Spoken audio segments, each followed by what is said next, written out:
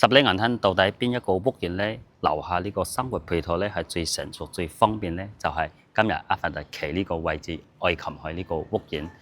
落樓行出去步行大概5分鐘，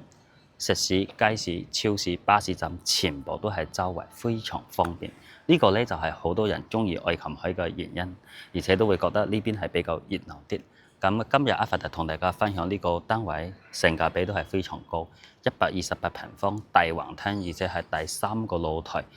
總價咧只需要458000，價單先係3000零蚊，而且入邊家電家私基本全部都係有嘅。整體嚟講，呢個單位都係 keep 到非常好嘅，而且所有房間嗰啲光線、通風扇啦，包括咧佢個 view 咧，全部都係好好嘅。我哋而家跟住鏡頭上去睇下呢個單位入邊到底係點樣嘅，我哋先睇咯。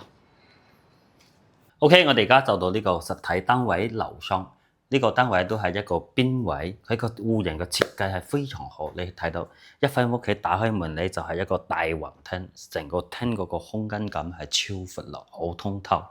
成個廳就接近差唔多係330尺左右喎。而且咧佢呢個單位係第3房嘅128平方。所以咧，佢唔理係廚房啊、廳啊，或者係房間，包括我哋嗰啲客房咧，空間都係比較大。呢一隻戶型咧，主人就係比較舒適嘅，而且前屋嗰個通風性都係非常好。我哋而家跟住鏡頭先睇下呢個廚房先。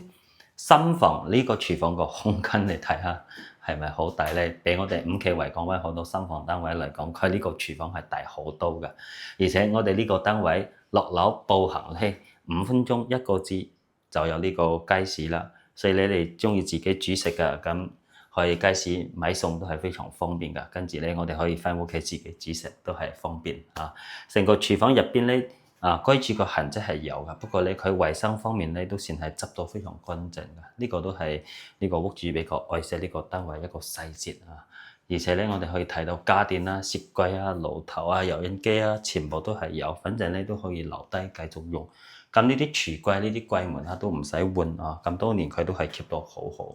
空間感係超正㗎啊！包括入邊呢個位到時都可以裝嗰個微波爐，因為佢入邊嗰啲開關嗰啲掣全部都係有2樓做㗎，上面咧就可以煲飯啊。呢邊咧你哋話屋企人多幾個人係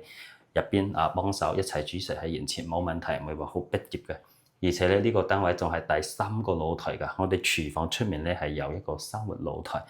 所以咧我哋成個廚房入邊嗰啲光線通風性都會比較好。咁呢個生活露台空間老實講就唔係話好闊甚至咧就話到時我哋洗衣機熱水器就全部可以放埋呢一邊比較歸一，包括咧有部分嗰啲生活嘅雜物等等而且佢都係自己。呢個位咧係封咗咗呢個風窗㗎呢度都慳翻唔少錢啦。因為佢呢個單位樓層唔係好高，係4樓㗎，所以咧佢前屋有門有窗嘅地方基本咧全部都係裝咗呢個紗門紗窗，呢個都係非常好咁呢個廚房對出嚟咧就係呢個飯廳位咁樣咧係比較方便嘅，而且咧你可以睇到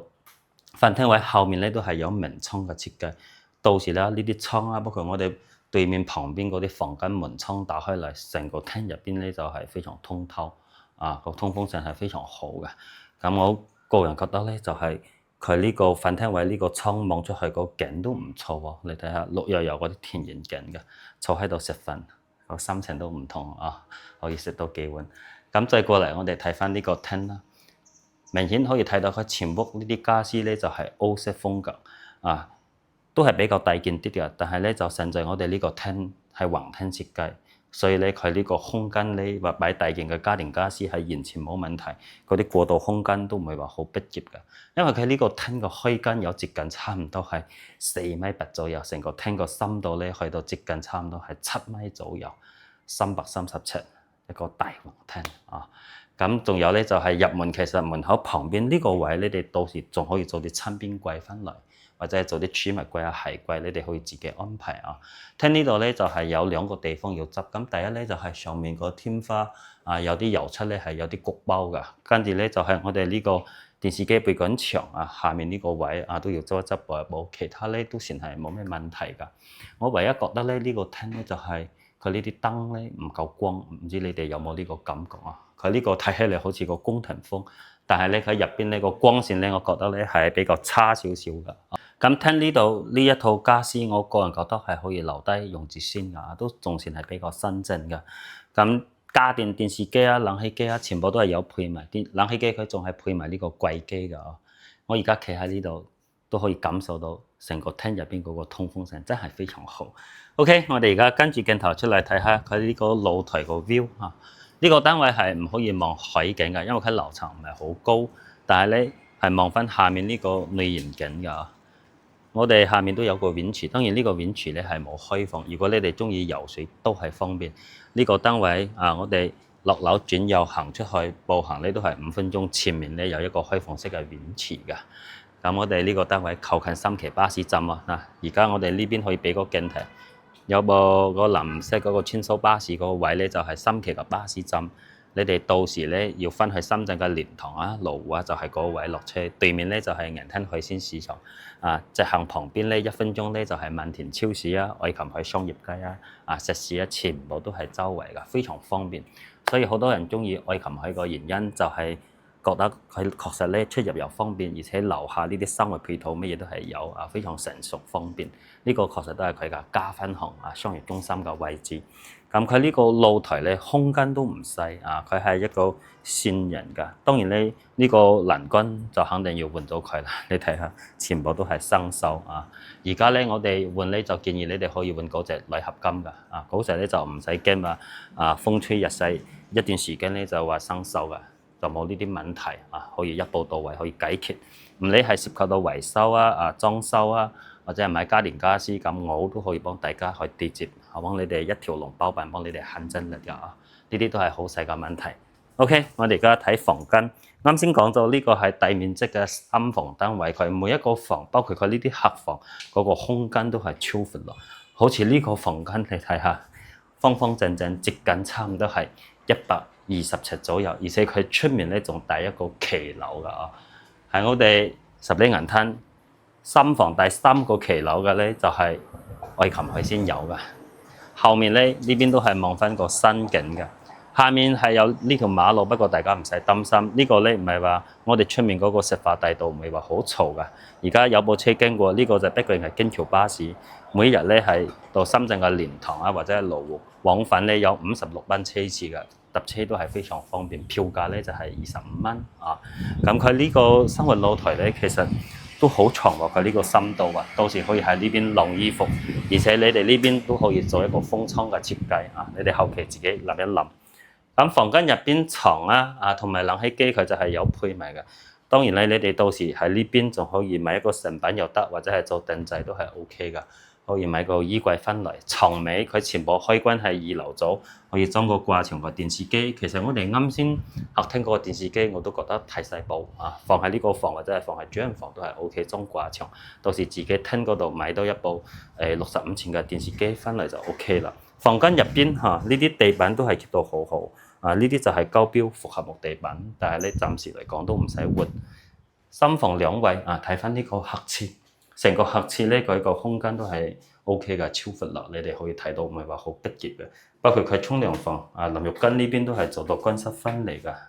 啊，呢啲設計咧都係比較好啊。咁愛琴海呢邊咧衛生間咧好多嗰啲牆磚啊，就係空鼓㗎。佢呢個我都係檢查過，全部都係實心冇問題㗎。而且呢啲邊罅全部都係做到好好。浴室櫃呢一套咧就睇個人嚇，有啲人就唔中意。